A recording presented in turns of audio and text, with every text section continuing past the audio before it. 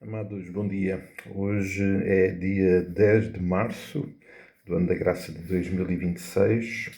Retomamos aqui pela manhã as nossas reflexões num texto que o Senhor trouxe aos nossos corações no passado domingo e que é contundente, desafiante para os nossos corações.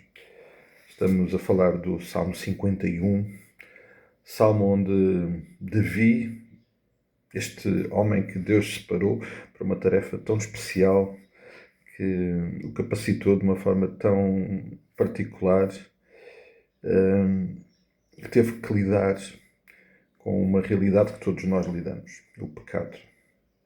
E esta semana estamos a considerar este difícil e desafiante assunto, o pecado.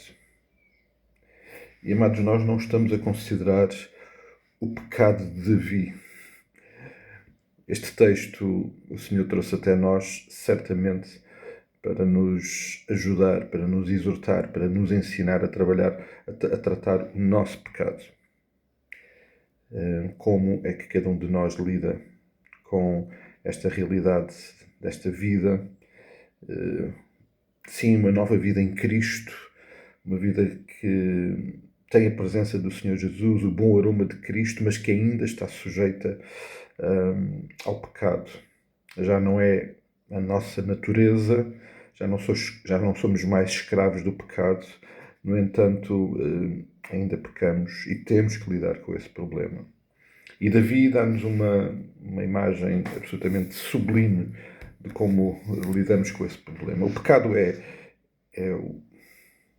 aquilo que mais sofrimento traz à nossa vida. Nada na nossa vida traz mais sofrimento do que o pecado.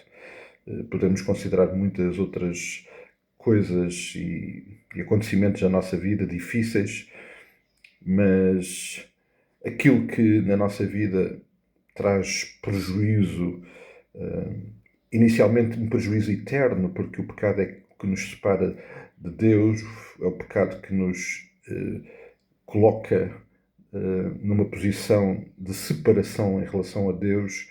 É isso que está entre nós e Deus no nosso relacionamento. E, portanto, tem consequências eternas. Mas depois, uma vez restaurados, resgatados, justificados em Cristo e perdoados em Cristo, o pecado continua a ser aquilo que prejudica e traz sofrimento, porque ele ofende a Deus, ele traz tristeza e sofrimento ao coração do Pai, um Pai que enviou o seu próprio Filho para morrer por mim, por causa dos meus pecados. E o pecado depois traz prejuízo à nossa vida pessoal. É muito evidente nesta experiência de Davi o prejuízo que vem à nossa vida pessoal e o sofrimento que traz. E também àqueles que estão próximos de nós, porque, ao contrário do que alguns pensam, os nossos pecados não ficam só connosco. Os que estão perto de nós também sofrem e experimentam consequências do meu pecado. E por isso, este é um assunto realmente desafiante, necessário, que tantas vezes tentamos evitar. A história, creio que todos nós estamos bem cientes dela, está registada em 2 de Samuel, capítulo 12. Davi, num momento de ócio, de descuido, coloca os seus olhos numa mulher, em Batseba, e a partir daí tudo acontece. Ele vai possuir essa mulher é casada, tem o seu marido Urias, ele age, Davi age contra Urias, e portanto há mentira, há adultério, há homicídio, é uma sucessão de acontecimentos que o pecado trouxe a partir daquele momento inicial em que Davi coloca os olhos naquela mulher e acontece aquilo que o Senhor Jesus disse e anuncia nas bem-aventuranças e no Sermão do Monte. O pecado começou aí, no momento em que Davi colocou os seus olhos e desejou, e foi aí que tudo começou no coração de Davi. E portanto, as consequências e a gravidade é enorme, mas é pecado, tal como qualquer outro pecado que nós cometemos.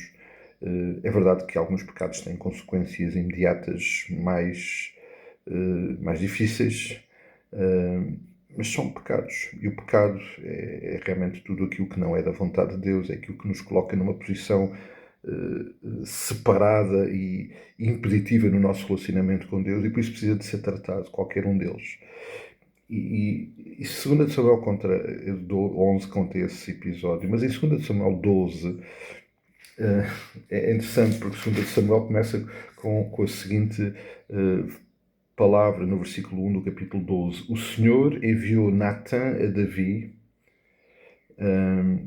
E Natã é um profeta que tem acesso a Davi, rei de Israel. Natã, um profeta que tinha proximidade com Davi. E o Senhor diz a palavra, foi o Senhor que enviou Natã a Davi para o exortar. E falo com uma história de dois homens, um rico e um pobre.